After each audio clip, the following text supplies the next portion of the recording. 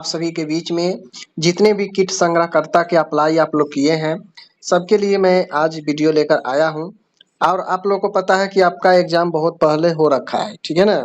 तो ऐसे में सब लोग जानना चाहते हैं कि रिजल्ट कब आएगा, कटअप क्या होने वाला है। तो आज की इस वीडियो में आप सभी जान पाएंगे कि आखिर किट संग्रहकर्ता का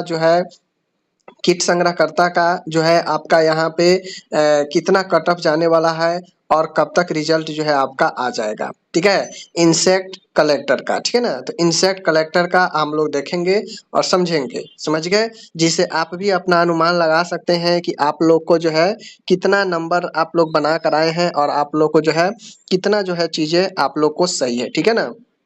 चलिए देखिए, आपको पता है किट संग्रहकर्ता का बहाली जो है निकाली गई है, लेवल 1 के अंतर्गत निकाला गया है, यानी सबसे लो कैटेगरी का यह जॉब है। ओके, आपको पता है स्वास्थ्य विभाग पटना के द्वारा यह बहाली निकाली गई है। कुल मिला के इसमें जो पद है वो आपके 53 पद है। 53 में 14 पद जो है आपके फीमेल कैटेगरी के लिए रिजर्व है, 35% आप लोग को पता है। ओके, तो इसी प्रकार से मैं यहाँ पे आप लोग को क्लियर कर दूं, 18 जो अनरिजर्व के सीट है उसमें से 6 सीट महिला के लिए है, तो 12 सीट बढ़ जाएगा ओपन के लिए, ठीक है ना। दूसरी चीजें, आपका आर्थिक ईडब्ल्यूएस का 5 सीट है, 10 सीट अनुसूचित जाति का है, अनुसूचित जनजाति का 1 सीट है, अत्यंत पिछड़ा वर्ग का 11 है, पिछड़ा वर्ग का 6 है, पिछड़े वर्ग के महिला का 2 है, कुल मिला के 53 है। और 53 में से कुल मिला के 14 आप हटा दीजिएगा तो आपका 39 जो है ओपन सीट पर है, ठीक है ना। तो इस प्रकार से आप लोग खुद समझ लीजिए। अब आपको मैं बता दूं कि इसके लिए लगभग जो फॉर्म डले थे वह लगभग 50,000 से आसपास जो है आपके फॉर्म डले थे, ठीक है। किट संग्रहकर्ता के लिए जो फॉर्म डले थे 50 से 60,000 जो है आपको फॉर्म डले थे, समझ गए। और अलग अलग जो है आपका इसका जो है एग्जाम कराया गया। तो आपको मैं बता दूं किट संग्रहकर्ता में नॉर्मलाइजेशन लागू होगा।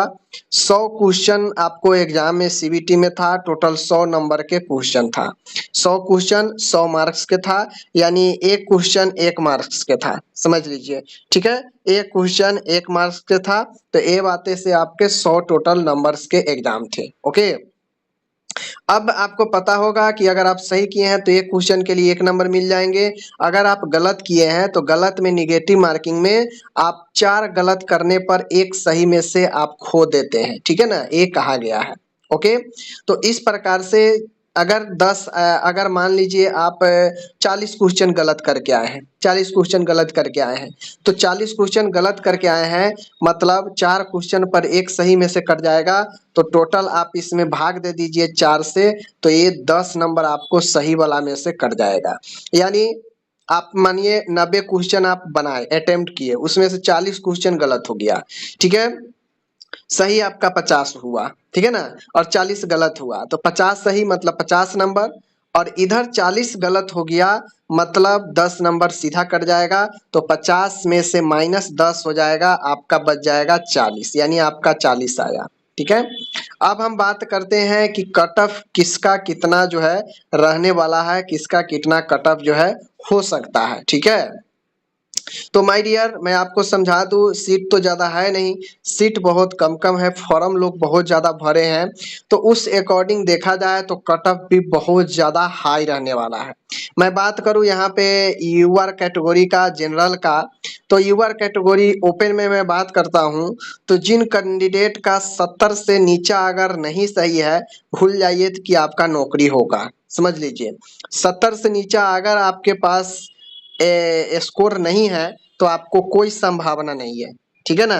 70 से नीचे आपका स्कोर है, आपको कोई संभावना नहीं है यूआर कैटेगरी में, क्योंकि नॉर्मलाइज है। देखिए, एक फैक्टर आपका नॉर्मलाइज का है, और यह नॉर्मलाइज जो है आपके किस्मत में बढ़ता है कि घटता है, ये आपको डिपेंड करता है। क्योंकि देखा गया है कि नॉर्मलाइजेशन कम नंबर वाले को भी ज्यादा नंबर हो जाता है, जिनका ज्यादा रहता है उनका कम जाता है। तो ये हल्का सा फैक्टर आपके लक पे भी काम करता है कि आपका किस शिफ्ट में था और आप में बढ़ा या आप में घटा, ठीक है ना। तो ये चीजें जो है आपके होते हैं। तो यूआर में 70 से अगर कम है तो संभावना भूल जाइए कि आपको नौकरी होगा, ठीक है। दूसरी चीजें ईडब्ल्यूएस कैटेगरी में है। देखिए मैं यूआर कैटेगरी में 70 बता रहा हूं कि 70 से कम है भूल जाइए नौकरी, बिल्कुल सही बात है। ईडब्ल्यूएस कैटेगरी में 68, ठीक है, ईडब्ल्यूएस में 68, यूआर में 70 से 75 कट ऑफ जाएगा। अगर 70 से 75 के आप इतना सही करके नहीं आए हैं काट छाट के, तो जॉब आपको नहीं होगा, हकीकत में बता रहा हूँ। ईडब्ल्यूएस का 68 से 70, ईडब्ल्यूएस में 68 से 70 आपके होने चाहिए, ठीक है। नेक्स्ट मैं बात करता हूँ यहाँ पे यूआर और ईडब्ल्यूएस का हो गया। अब मैं बात करता हूँ एससी का, ठीक है, अनुसूचित जाति का। तो चूंकि एससी में 10 सीटें हैं, तो उस हिसाब से यहाँ पे देखा जाए तो एससी का जो कट ऑफ जाने वाला है वह आपका 65 से 68, ठीक है। अगर आप एससी कैटेगरी में आते हैं और 65 से 68, ठीक है ना, यहाँ पे 68 होगा, 65 से 68 अगर आपका इससे कम आप बना कर आए हैं तो जॉब नहीं होगा, सीधा समझिए। अब ये मैं बता रहा हूँ, ये मैं आपको सही और गलत बता रहा हूँ कि 100 में इतना आना चाहिए, लेकिन एक बातें आप समझ लीजिए यहाँ पे, एक बातें आप यहाँ पे ध्यान देकर आप समझ लीजिए कि ये जो आपका बहाली है इसमें बहाली कम है, तो आपको मैं एक परफेक्ट चीजें बता रहा हूं कि इतना तक आपके सही होना चाहिए। लेकिन नॉर्मलाइजेशन में नंबर आपको घट भी सकते हैं, बढ़ भी सकते हैं। ये डिपेंड करता है कि आपको किस शिफ्ट में मिला था, वह शिफ्ट जो है कितना ज़्यादा हार्ड था, या उसमें कितना स्टूडेंट जो है उपस्थित हुए थे, कितना अब्सेंट थे। तो ये डिपेंड नॉर्मलाइजेशन में ये फैक्टर रखा जाता है कि कितना स्टूडेंट उपस्थित थे, कितना हार्ड शिफ्ट था, कितना लो शिफ्ट था, उसी अकॉर्डिंग नॉर्मलाइजेशन में नंबर घटते और बढ़ते हैं, ठीक है। तो लोग बोलते हैं कि नंबर मेरा घट गया है, मेरा बढ़ गया है, समझ रहे हैं ना चीज़ों को। तो इन चीज़ों को ध्यान में आपको रखना है। और मैंने बता दिया 65 से 68 आपको जितने भी एससी कैटेगरी का है, अगर आप 65 से 68 आसपास अगर बना कर आए हैं तो संभावना आप रख सकते हैं, ठीक है। नेक्स्ट हम यहाँ पे अब बातें करते हैं अत्यंत पिछड़ा का, ईबीसी कैटेगरी का। तो माय डियर ईबीसी कैटेगरी में जो है चीजें वो 70 आप लोग मान कर चलिए, ईबीसी में 70, ठीक है, 70 आपको बनाकर आए हैं तो थोड़ा बहुत जो है आपके लिए बेनिफिट है, ठीक है। तो 70 जो है आप बनाकर आए हैं तो आपके लिए थोड़ा सा बेनिफिट है कि आपका आगे संभावना बन रहा है। पिछड़ा वर्ग की बात किया जाएगा तो यहाँ पे 72, ठीक है, बीसी का बैकवर्ड क्लास का 72 आप अगर बना कर आए हैं 72 से ऊपर तो आपके लिए संभावना है जनरल के आसपास।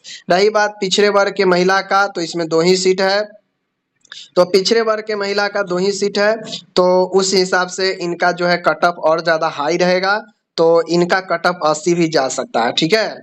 तो इन बातें को समझ लीजिए। दूसरी चीजें मैं आपको यहाँ पे क्लियर कर देता हूँ, अगर जनरल कैटेगरी का अगर 80 भी चला जाएगा ना, जनरल कैटेगरी का अगर 80 भी कट ऑफ चला जाता है तो आपको जो है हैरानी नहीं होनी चाहिए, क्योंकि सीट ही नहीं ज़्यादा है और इंटर पर बहाली था, इंटर सिलेबस था, ज़्यादा विस्तृत सिलेबस भी नहीं था, तो सब लोग फॉर्म भरा था।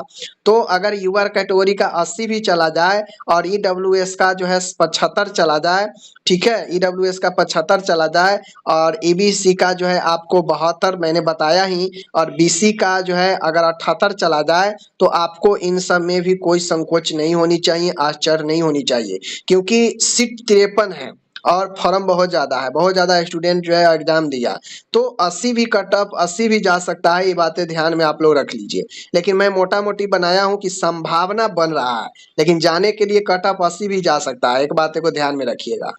यहाँ पे सुनिश्चित नहीं कर सकते हैं, क्योंकि अगर 500 हजार अगर सीटें होती तो थोड़ा सा बातें आप कह सकते थे कि इधर उधर हो सकता है, लेकिन ओनली 53 है, तो इस हिसाब से जो चीजें होंगी वो बहुत ही जो है आपको मुश्किल भरा है। 80 और 85 कहा जाए, 78 कहा जाए, तो ये सब स्कोर जो है सेफ नहीं है, ठीक है। 78 बना के भी लोग यहाँ पे सेफ नहीं होंगे, 80 बना के भी जो है लोग जो है सेफ नहीं होंगे, अपने आप को सेफ नहीं समझ रहे होंगे।